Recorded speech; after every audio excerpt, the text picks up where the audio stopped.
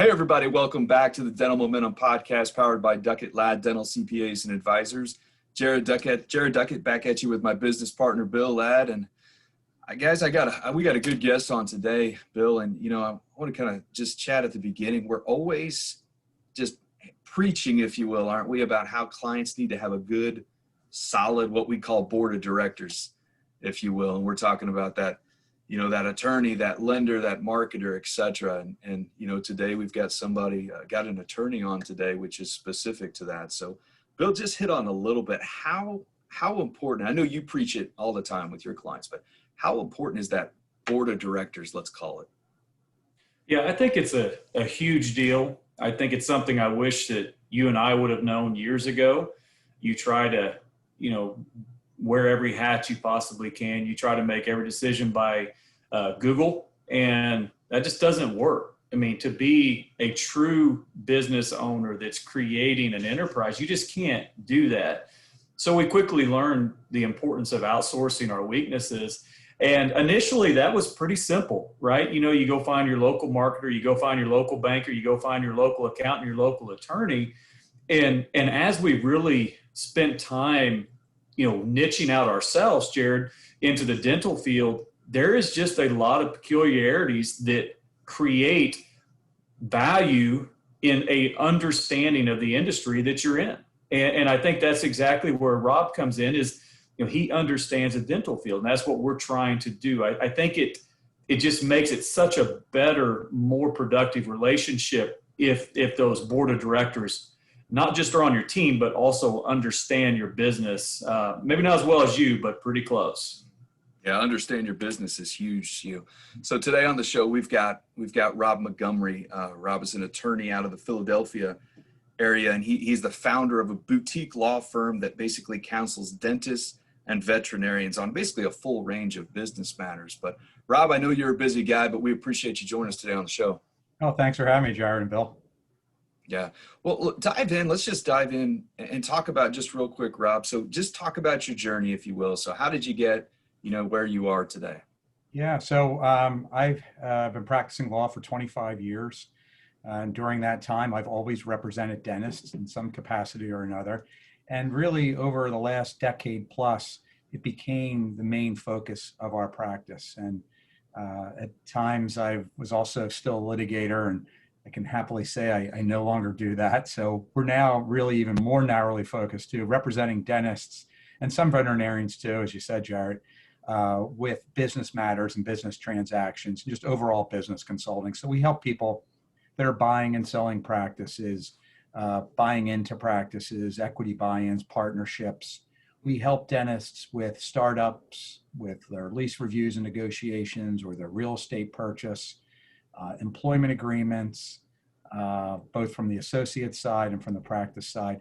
Really all the legal business things that come up in the course of a dental practice. And I've had my own firm now for 23 years. And it was really over the last, I guess, I forget when we actually rolled out our new website with the URL, which is yourdentallawyer.com back here.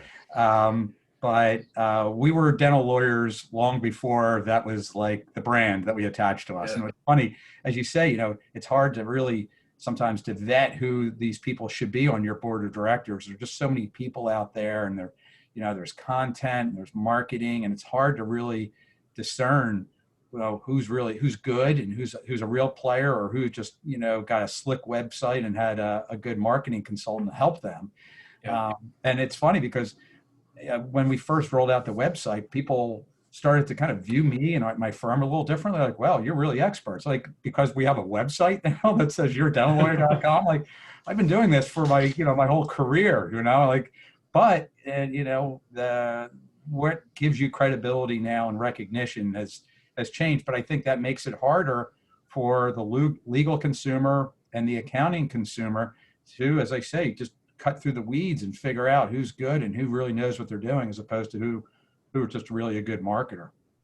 Yeah. It's interesting because I look at our business, and, the way we kind of look at it, Rob, is, we'd talk to a contractor one minute, then we would talk to a manufacturer, then we talk to a dentist, then we talk to a real estate professional, whatever the case may be. and you're just spread really thin. And I got to think that, with some legal relationships, that's probably fine. They probably have the ability to service you, and all these other different industries as well. But, I think if you're going to an attorney and maybe they're kind of copying and pasting something they use for a contractor, maybe there's just not the same level of customization. So walk us through your decision to actually say, okay, I litigated, I did other things, but I really want to focus on dentists. What made you make that decision? Some of it was purposeful on my part, and I have to be honest. Some of it just the opportunity was there, and we were representing, and I was representing more and more dentists, meeting more people that were in the dental industry, and I enjoyed that. It was fun to network at that level and build a good crew of a team that we often work with, and it's a everybody in the industry kind of knows everybody else, and I like working with dentists. I think that dentists, unlike other healthcare, and veterinarians are similar in this regard, but they truly can be entrepreneurs still. Most other healthcare professionals can't really have a business. I mean, even if a physician has, quote unquote, their own practice or a physician group, they're really not a small or medium-sized business like a dental practice. I mean, ultimately, they're working for a hospital or a health system, or really, they're working for the government, through Medicare and Medicaid for the most part. So, but dentists are different. They really are entrepreneurs. They still are able to run their practices like a business, and they're people that need that business advice and guidance and help with decisions, whether it's HR related, real estate related, employment related. And it's fun. I enjoy working with other professionals like that, and it's just fun to help dentists. And I think most of our clients on the transition side are people that are transitioning into practice ownership, and we do represent sellers, but overwhelmingly we're on the buyer side, or we're helping somebody with a startup. And it's exciting to help people at that stage of their professional career. They're going out and starting their own practice or acquiring a practice, and it's fun to be part of that journey with them.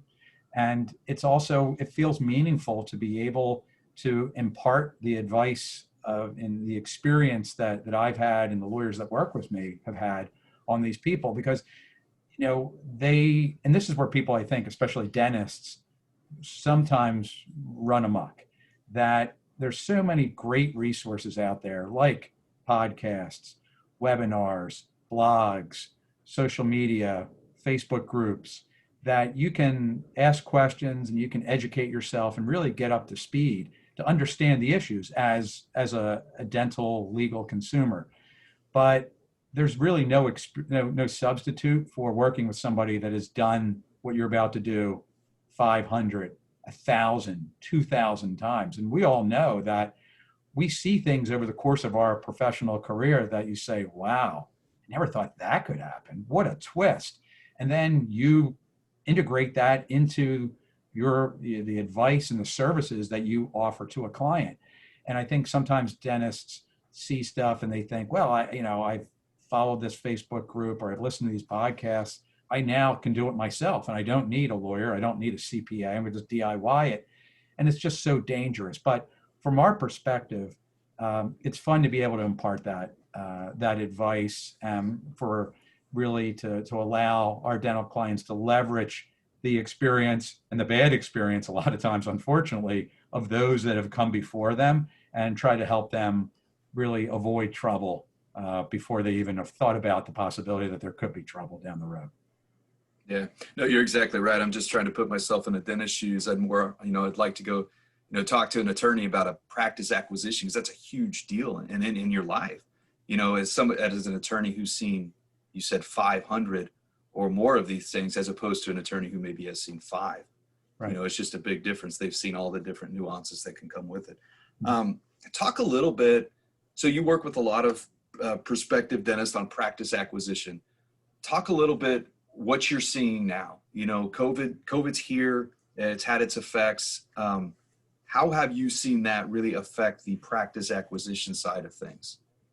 Well, I'll, confession here, it hasn't impacted things as badly as I thought it would, and was sort of standing on my soapbox in, the end of March and early in April saying, the transition world is going to change. We're going to go from being really a seller's market to a buyer's market.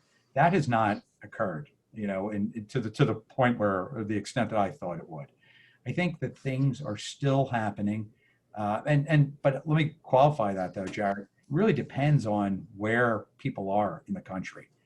We represent dentists in most parts of the country, with the exception of California being one of the larger markets where we're not involved. But we're in most other major markets and a lot of not so major markets. But it's really the impact of the virus, and even more so the governmental response to the virus has varied from place to place. So, if you're in New York City, Boston, or Philadelphia, the economic business climate and the sort of the transition climate is very different than if you're in Jacksonville, Tampa, or Houston right now.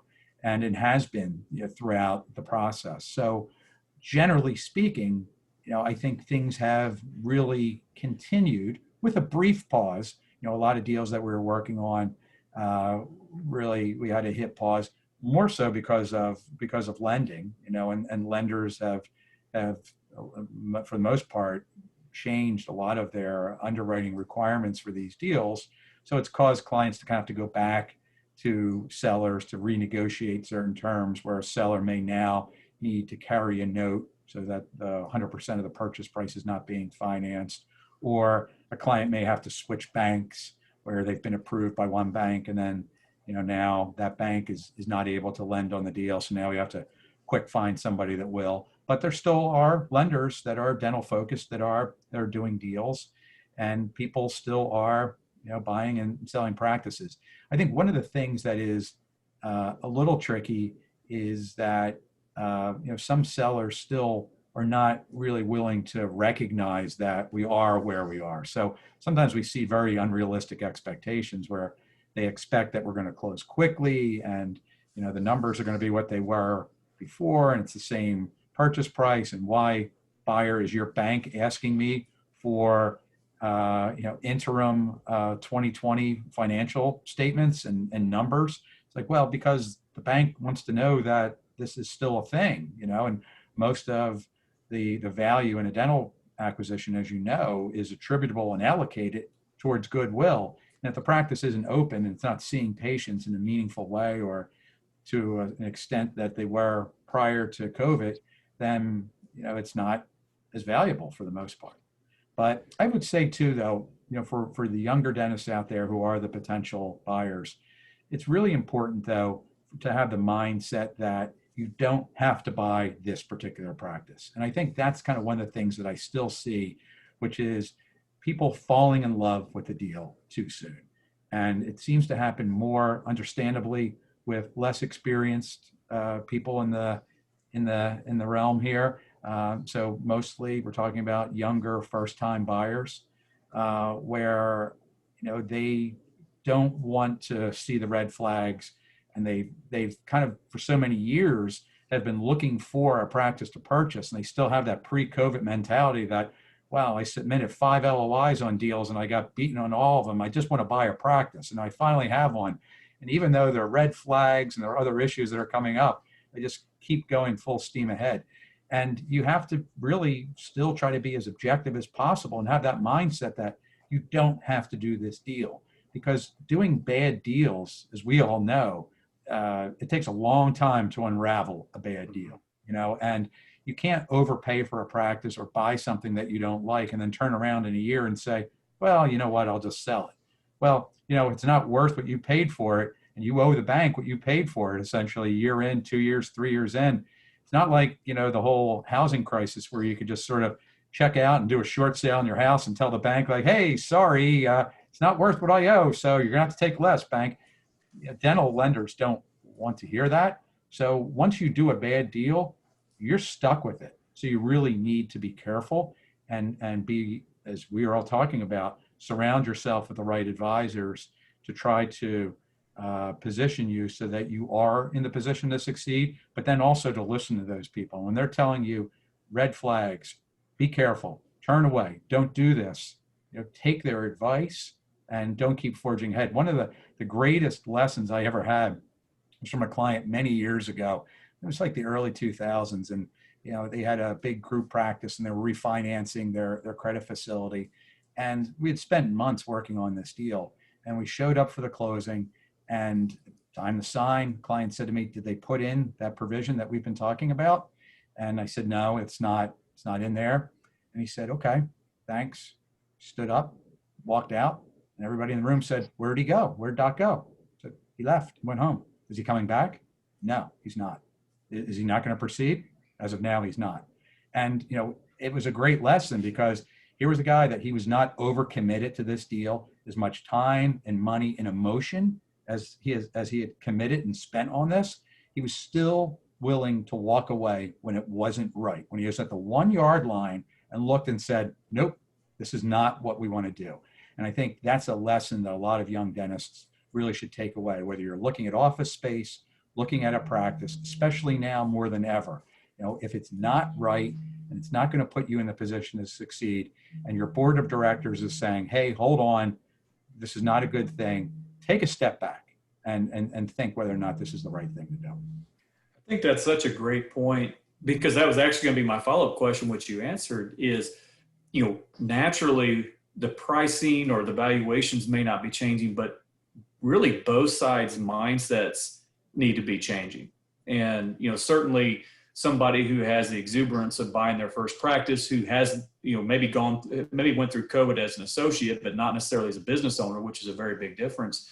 They maybe don't have those scars. So they may still have a little bit of that exuberance and wanting to get that practice and wanting to become an owner and willing to settle, for things that maybe are those red flags, which is what I want to unpack with you. You say red flags. If you were looking at a practice acquisition, Rob, and you see something that just doesn't feel right to you, I mean, what are some of these red flags that you tend to see that a lot of times people maybe ignore that can cause problems?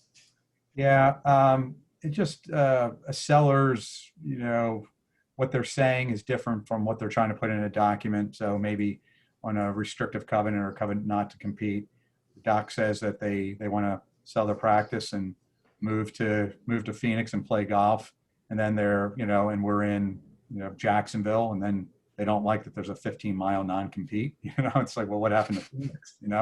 And that's really one of the issues that fleshes out true intentions. I think also unstable real estate situations where there may be problems with the lease or the landlord or the property generally is a potential problem. Issues perhaps with associates, where they may have associate agreements with people that didn't have proper restrictive covenants. But I think overall, some of the red flags, and it just depends from deal to deal, but I think overall what people need to be mindful of that are buying a practice is, if you're buying a practice and you're buying that goodwill, you should really like that practice, and a lot of times we'll talk to people and they'll say like, well, I want to take this practice, it's a PPO, but I want to change it to a fee for service. And then I want to move it. I'm going to bring in these other things. I'm going to change the way the whole thing looks and feels. It's like, well, why are you paying $700,000 for this? If it's not culturally similar to what you want in a practice and where you want to practice your profession, and it's not consistent with your vision, then why are you doing this? And it's really like trying to put fit a square peg in a round hole. And you can kind of liken it to any kind of relationships. It's like getting married to somebody and saying like, yeah, I don't really like, but really what I think is if I can get them to stop playing golf, drink less wine, and spend less time with their friends, that this is going to be a great relationship. It's like, well, you know what? Maybe you might want to see that before you get married, that all that happened.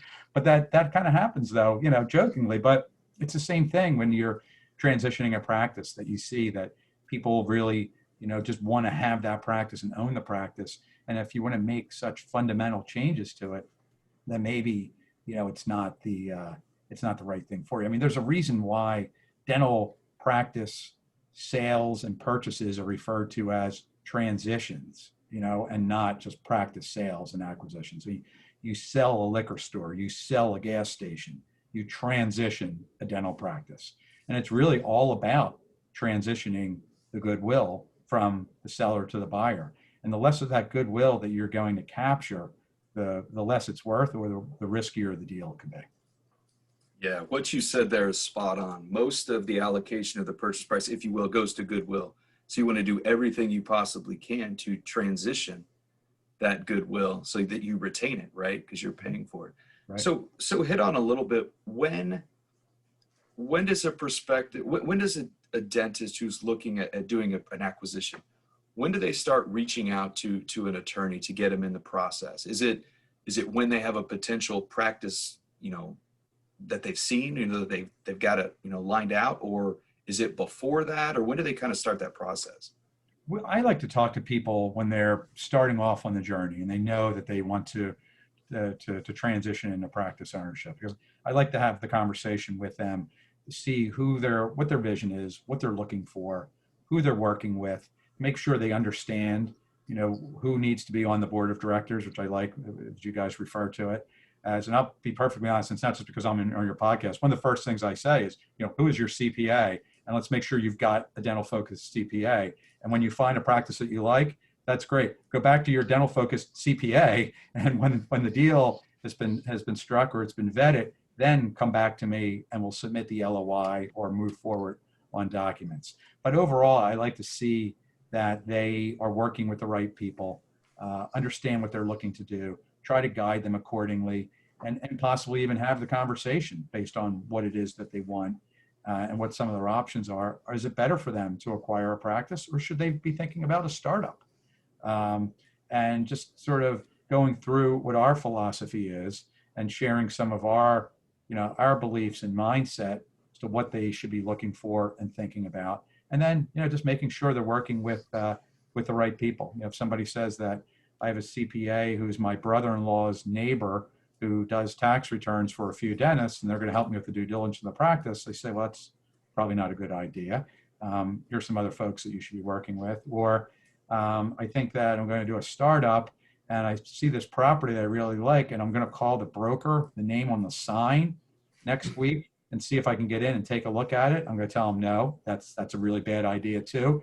And just walk them through the process and really what they should be doing and best practices. And then tell them, whether it's, hey, you're going to go out and look at spaces for a startup, or you're going to look at different practices to acquire, work with these professionals that are on your team. And when it all checks out, come back to me. And we like to be involved at the LOI stage too.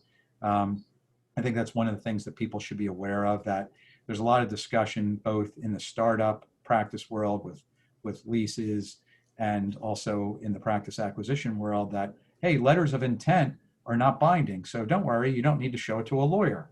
Well, there are things that need to be in an LOI if we're going to get it in the deal, in the lease, or in the asset purchase agreement. Or similarly, if there are things that are in the LOI, it's hard to get them out or to change them at that next stage. So, if somebody comes to us with an LOI in a somewhat exurb or suburban area that says there's going to be a 2-year, 5-mile non-compete, what do we do when we get the asset purchase agreement and put our 5-year, 20, 25-mile radius in there, and all of a sudden we're changing the deal? Oh, wow, they changed the deal, and so even though, again, it's not legally enforceable, which means that somebody can't sue the other person for not following through with the deal, it becomes basically the 10 commandments of the deal. And if you try to deviate from them, everybody jumps up and down and says, well, it wasn't in the LOI, or the LOI said something else. So we like to be involved at that stage. And I will caution people too that,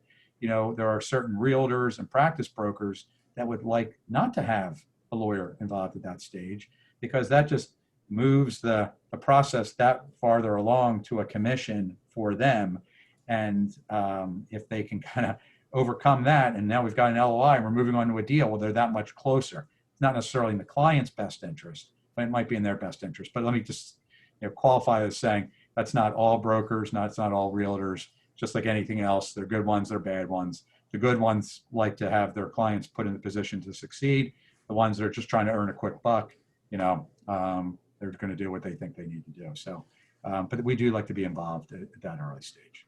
So help me kind of crystallize this in my head, Rob, because I think that I almost kind of look at it as a pendulum, because some people, when they're doing a deal, are probably terrified to talk to the other person without talking to their attorney first. On the other side, they just want to get the deal completely done, and they'll say, well, we'll bring in the attorney to kind of straighten up and put the finishing touches on it and basically do the paperwork.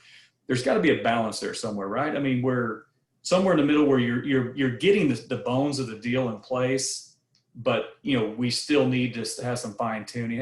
How do you see those working out well, as far as interacting directly with maybe the seller and also letting attorneys interact with each other? Yeah, again, depends on the deal. I think that what a lot of people don't realize is that the attorney can be the buffer, can be the fall guy, and have the difficult conversations, especially if you're in a situation where you're doing a buy-in to a practice where you associate. What do you do? Like, you sit down at lunch and start having these difficult conversations and hammering out a deal, or at the end of the day, you have this tense conversation about a particular sticking point in the deal, and then the next day you show up and you're working together again. I mean, that generally is not a good idea. So, I mean, a lot of times we like to tell clients that, hey, part of what we are is we're a buffer for you. You can kind of hide behind us a little bit, and you can blame things on us. That's okay, and say, hey, I realize this may seem a little heavy-handed, but this is what my lawyer is asking me to do. And that's okay, and that doesn't cause this personal, dissension or acrimony between the buyer and the seller. But even in a situation where the buyer doesn't associate with the practice, like we talked about a little while ago, these are practice transitions where you're looking to transition the goodwill. You can't really afford to have this like long drawn out, difficult battle of a negotiation with a seller and then expect that they're going to go around the community and say, well, Dr. Jones is a great dentist, I think you should go see her. Like you may have burned that bridge and harmed some of your ability to transition some of that goodwill. But I think a lot of times, especially from the buyer's perspective, normally the buyer's younger, less experienced, and frankly, the buyer's the one that needs the protection in a deal. From a seller's perspective, seller needs to make sure they're going to get their money. There's nothing in there that they're going to lose their money or have to give it back, and that the restrictive covenant is consistent with what they want to do after the closing. That's pretty much it. I mean, obviously some other issues, some other things that come up and, from a deal to deal standpoint, but from the buyer's standpoint, it's all the other stuff that matters, and they're the ones that need the protection. So if you have a younger buyer who doesn't appreciate or doesn't understand what the ramifications are of making certain agreements or concessions in a negotiation with a seller, and then they come away with a quote unquote deal, and then we start to have the conversation and counsel them on, well, you agreed to that. That wasn't a good idea. And you told them you would do this. Also not a good idea. Now we have to try to put the genie back in the bottle. And for people that are cost and fee sensitive, which is understandable, it gets a lot more expensive to go through that drill than if we just set the table and said, okay, this is the way it's going to get done, and let's do it. And so deals that drag on longer and cost more are generally ones where people are out there trying to have discussions about things that they just don't have the understanding or the experience in.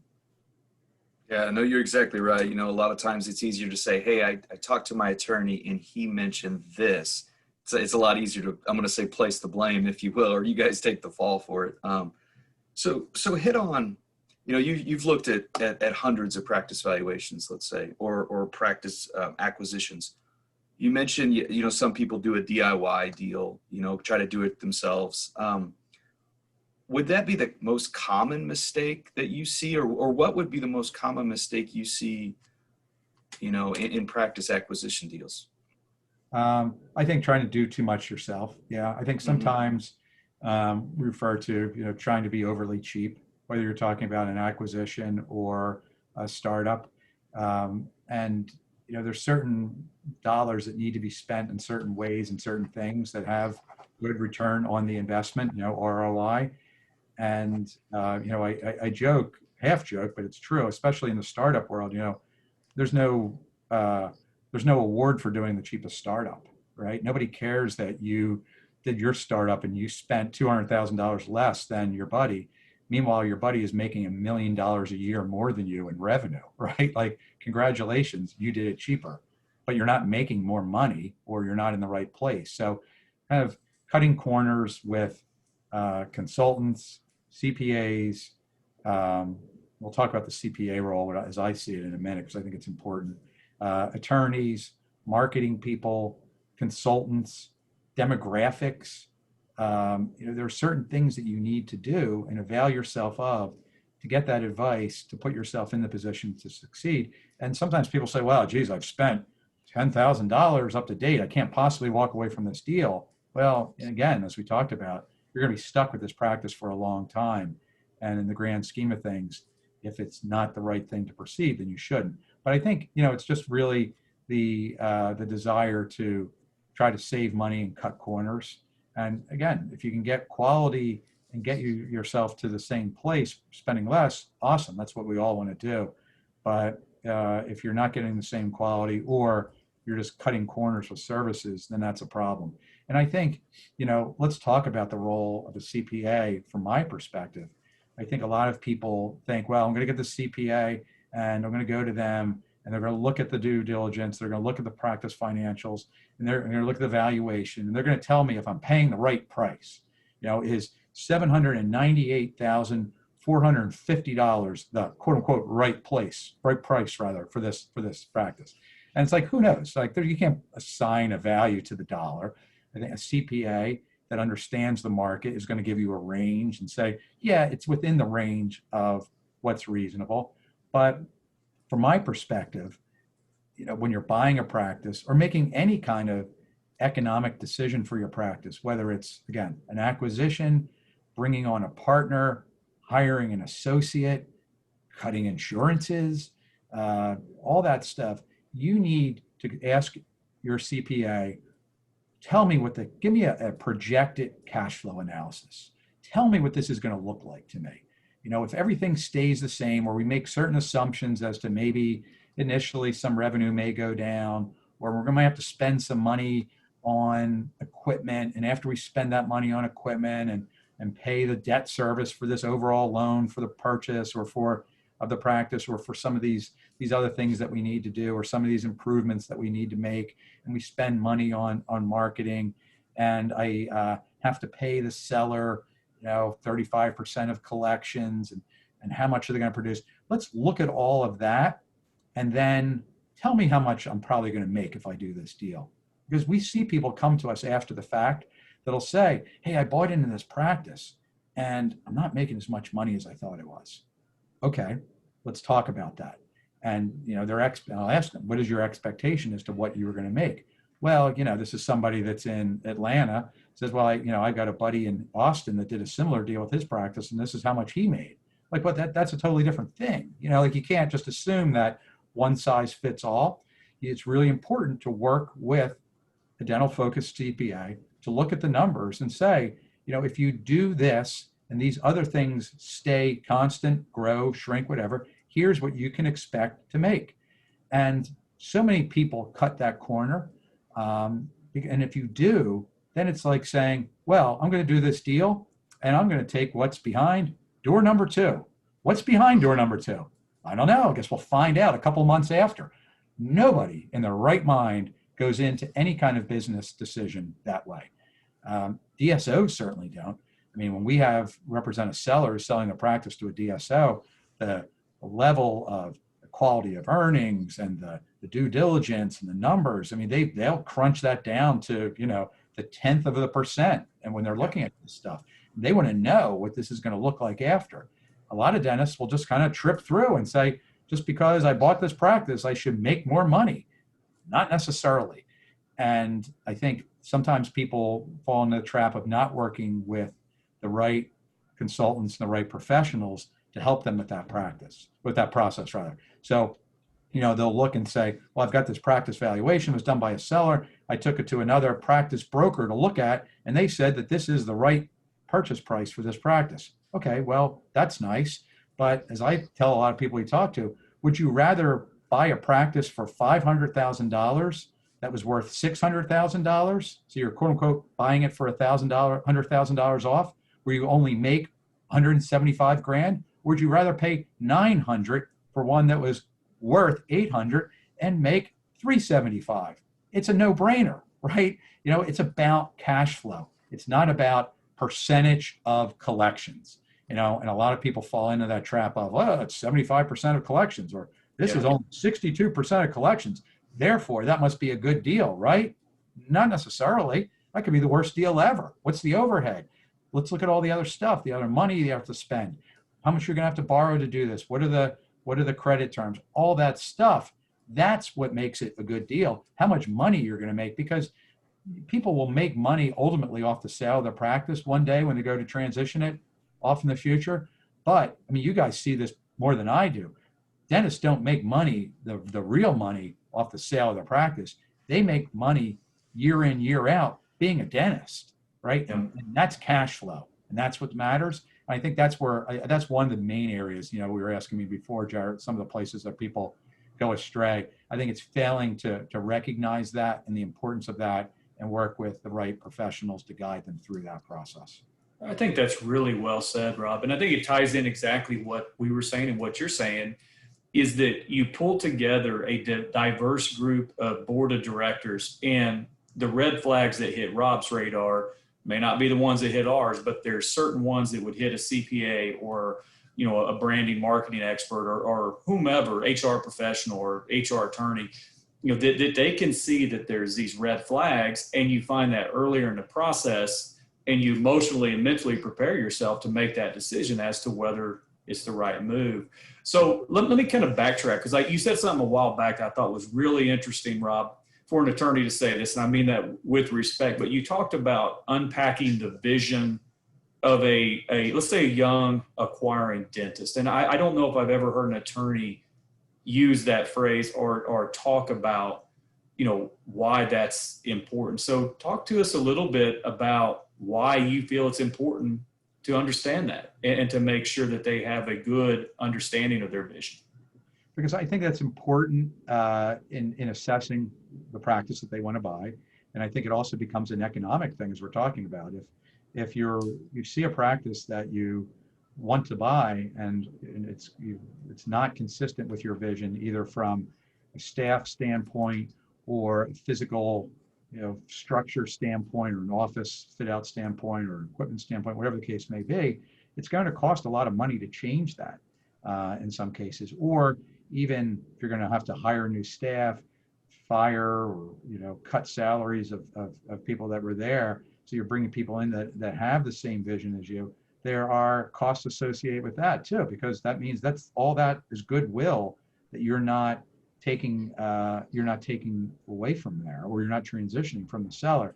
But I think it also just goes to the deal generally. So if somebody finds a 3-op practice in a house that they want to buy, and they've got a vision to own a large, 4, 5, 6 practices, they need to understand that practice may take a while for it to really sufficiently cash flow.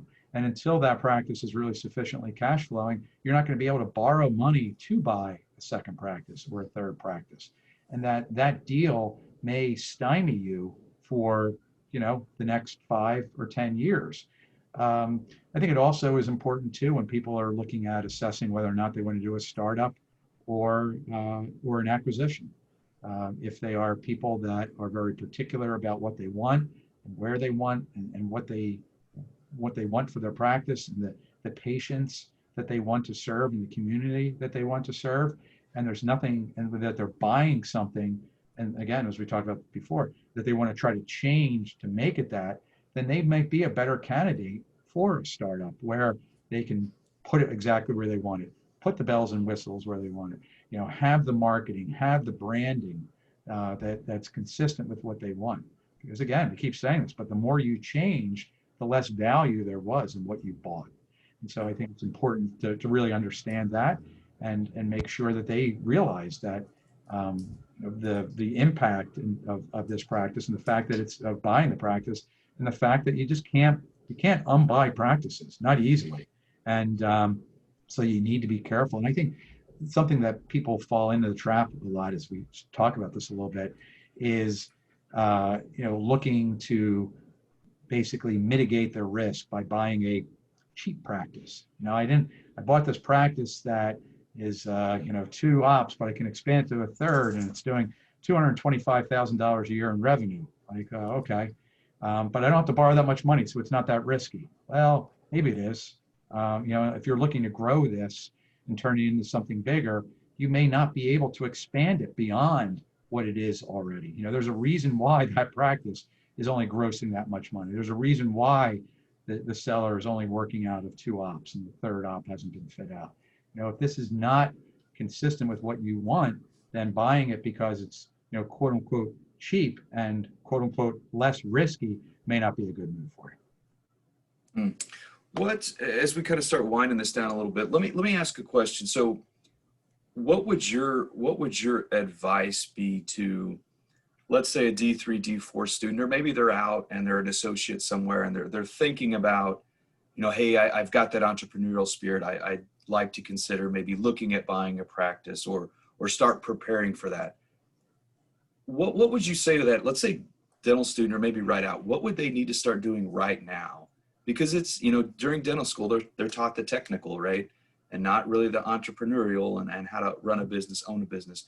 How can someone start preparing for that? What would be your advice to start? What could they be doing now to start preparing for that? Maybe in 3, 4, 5 years, something like that. Yeah, that's a great question, Jared. I mean, I think that, pre-COVID, when you could actually go to dental meetings and meet with, people in person, and we're going to assume that the world will return to that sometime sooner than later, I hope, is to really try to get involved with local study groups, to take CE, to meet other dentists, and try to develop mentors and find and identify mentors in your dental community, and try to learn as much as you can about the business of dentistry, expanding your clinical expertise in taking courses in that regard. A lot of courses are very greatly reduced in price for dental students. A lot of them, and some of them are free. Avail yourself and give yourself as big of a clinical toolkit as you possibly can, and then try to spend as much time as you can availing yourself through podcasts, webinars, Facebook groups as to what these issues are. Understanding that you're doing it not because you're teaching yourself to do it yourself, but so that when the day comes, you understand the jargon, who the good people are to work with, you understand the issues, and that makes you a more informed consumer, and you can be a better decision maker. Because remember, everybody, your lawyer, your CPA, your consultant, we're all advisors. We're not decision makers. We can tell you what we think. We can answer your questions. We can give you guidance in making a good decision. But ultimately, you are the decision maker. And the more and the better you avail yourself and understand the issues, that when your CPA is talking to you about overhead and the AR and the cash flow of the practice and the staff salaries and all that stuff, or your lawyer's talking about lease issues or problems with employment agreements of associates, you then understand that, and then you can make a better decision. But I think really the mentorship is key, and just to get out there and just meet dentists and try to put yourself in that community. And the young dentists that I see do that they put themselves in the position to succeed. And I've seen some of them who I met when they were D2s, and here I am at one of Paul Goodman's nacho events in Philadelphia, and there's a guy there that's there on paid whatever, nothing, or $99 for this weekend thing, and he's standing there with me and Jamie Amos and Mark Costas, and he's talking about stuff. It's like, that's great. Give this guy a few more reps at that, and he's going to put himself in the lane to to succeed in the business end of dentistry. So that's probably my main advice. Really look for mentors, get out there and meet humans. And look, you can just sit on Facebook and social media and correspond with people. That's nice, but you might have to get off the couch and actually get out there and meet people, because a lot of dentists and the demographic of the people that are going to hire you, bring you on as partners or sell, are not necessarily hanging out on social media. Yeah, I think that's really a nice way to kind of wrap into the conversation. We talked about how important it is to find that board of directors, but in particular, the board of directors who understand your industry. So my final question for you, Rob, and I know Jared's going to wrap it up, but is how would you help people get over the resistance they have in their head that, hey, it's okay that I don't have an attorney in my backyard. It's somebody who, I can contact, reach out, understand they know the industry, but hey, it may not be face to face, because it is, it's a different experience. So how would you talk to the people out there who maybe their minds are getting open to the fact that they can virtually hire an attorney that is a niche specialist? It's just not in their backyard. Yeah, it's crazy. I mean, the world has changed so much, and certainly the profession has changed for me over the last 25 plus years. We started our dental focused business really in the Philadelphia region, and have branched out well beyond, to the point where we're really essentially a national practice. I think a few things that the advantages to working with people virtually when you're not face to face is that, just from a time standpoint, it takes time to get to a lawyer's office. You have to take time away from work, or take time that you're off to spend time and meet with a lawyer. And then ultimately, when you get to the lawyer's office, you're sitting at a table talking about an agreement. Most people don't like to print hard copies of documents anymore, certainly not the demographic that we are talking about that are transitioning into practice ownership. So you're going to sit there across from the lawyer, potentially with a laptop, with your document on there, with your notes. And it's not, in the time that it takes to travel and set all that up, I don't really think that it's beneficial. If you need to have a 20-minute conversation with a lawyer, and it takes you an hour, basically, in addition, to travel to and from that lawyer's office, it's kind of disruptive. And honestly, now the world has just changed so much in terms of expectation and turnaround time.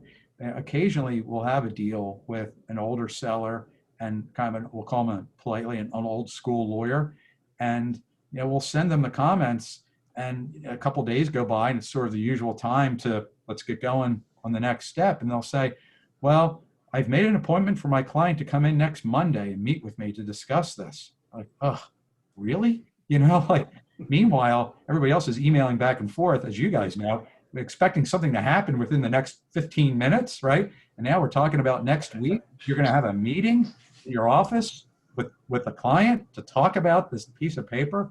It's just not, it's not efficient.